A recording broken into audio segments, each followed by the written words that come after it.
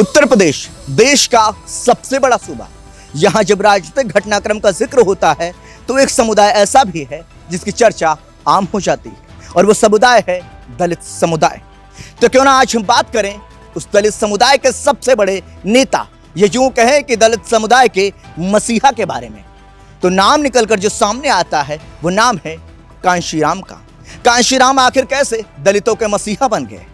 दरअसल कहा जाता है कि दलितों के उत्थान के लिए कांशीराम ने बहुत हद तक वो कार्य किए जिनके लिए आज जो दलितों की स्थिति है उस पर कहीं ना कहीं उनकी जो प्रयास थे वो सार्थक साबित होते नजर आ रहे हैं। सबसे पहले उन्होंने बामसेफ का गठन किया जिसका सीधा मकसद था कि दलितों को जोड़ना। उसके बाद जब कुछ हद तक कामयाब होता संगठन दिखा तो उन्होंने DS4 का गठन किया। लेकिन एक बार बात जब समझ में आई कांशीराम के तो कहा गया कि उन्होंने बहुजन समाज पार्टी बनाने की ठान ली और कहा कि राजनीतिक उत्तराधिकारी के तौर पर मायावती को आगे किया जाएगा।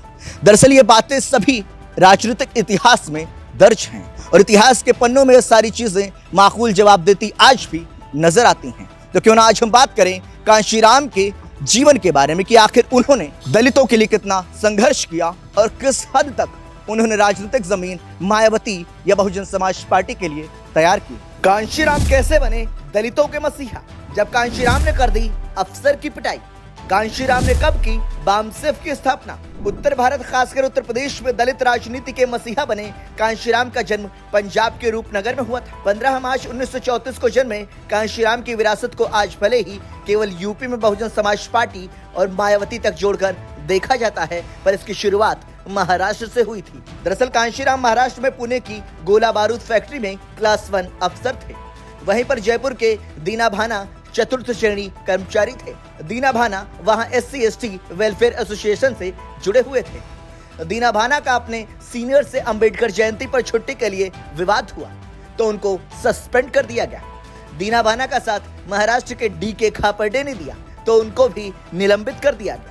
इस घटनाक्रम की जानकारी जब कांशीराम को हुई तो उन्होंने ठान लिया कि बाबा साहेब की जयंती पर छुट्टी न देने वाले की छुट्टी करने तक चैन से नहीं बैठूंगा। इसके बाद कांशीराम लड़ाई में उतरे तो उनको भी निलंबित कर दिया गया। इस पर कांशीराम ने निलंबित करने वाले अफसर की पिटाई कर दी। SC/ST एसोसिएशन के अध्यक्ष बने।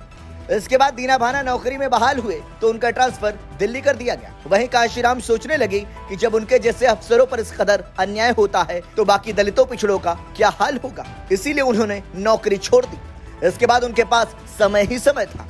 दीना भाना जिस ST/SC वेलफेयर एसोसिएशन से जुड़े थे, कांशीराम को उसका अध्यक्ष बना दिया गया। इसी बीच उनको लगा कि सिर्फ SC/ST के लिए काम करने से काम नहीं चलेगा, कुछ बदलाव लाना है तो SC/ST, OBC और दूसरे अल्पसंख्यकों को भी जोड़ना होगा। बामसेफ की स्थापना की। फिर 6 दिसंबर साल 1973 को एक ऐसा संगठन बनाने के बारे में सोचा गया जिसके जरिए सबके लिए काम किया जा सके। इसी दिन 6 दिसंबर 1978 को दिल्ली में राष्ट्रपति भवन के सामने स्थित बोट क्लब मैदान पर backward and minority communities employees federation यानी बामसेफ की औपचारिक स्थापना की गई। इस संगठन के बैनर के नीचे कांशीराम और उनके साथ लोगों ने दलितों पर अत्याचार का विरोध शुरू किया। कांशीराम ने दिल्ली के साथ ही महाराष्ट्र, पंजाब, हरियाणा से लेकर मध्य प्रदेश और उत्तर प्रदेश तक दलित कर्मचारियों का मजबूत संगठन बनाया। DS4 का किया गठन। साल 1981 में कांशीराम ने दलित शोषित समाज संघर्ष समिति यानी DS4 का गठन किया। इसके बाद साल 1983 में DS4 ने एक साइकिल रैली की। इसमें संगठन की ताकत साफ तौर पर दिखी जिसमें 3 लाख से ज्यादा लोगों ने हिस्सा लिया था। साल 1984 आते आते कांशीराम एक पूर्णकालिक सामाजिक और राजनीतिक कार्यकर्ता बन गए और BSP की स्थापना की। बामसेफ ने कांशीराम के समय तक बसपा के लिए उसी तरह काम किया जैसा BJP के लिए RSS करता है। बदल गई आंदोलन की दिशा। साल 1992 के दौर में जब भाजपा राम मंदिर आंदोलन के साथ हिंदुत्व कार्ड खेल रही थी तब BSP दलितों को समझाने में लगी थी कि उनकी बिरादरी से भी मुख्यमंत्री बन सकता है। कांशीराम साल 1995 में इस पर कामयाब भी रहे और उनके उत्तराधिकारी मायावती उत्तर प्रदेश की मुख्यमंत्री बनी। हालांकि मायावती जितनी तेजी से उत्तर प्रदेश में आई उसी तेजी से केवल एक जाति का चेहरा बनकर रह गई और कांशीराम का शुरू किया गया दलित आंदोलन केवल सोशल इंजीनियरिंग तक सीमित रह गया। इसके बाद साल 2006 में कांशीराम का निधन हो गया। कांशीराम भले ही मायावती के मार्गदर्शक थे और उन्होंने कांशीराम की राजनीति को आगे भी बढ़ाया, और बहुजन समाज पार्टी को राजनीति में एक शक्ति के रूप में भी खड़ा किया। लेकिन सबके बावजूद मायावती कभी भी कांशीराम के समान एक राजनीतिक चिंतक नहीं बन पाई।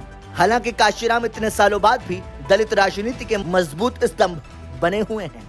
ऐसे ही तमाम पॉलिटिकल किस्सों के लिए जुड़े रहिए हमारे साथ। वीडियो जर्नलिस्ट शुभम त्रिपाठी के साथ मैं अमित विक्रम, संदेश वाहक।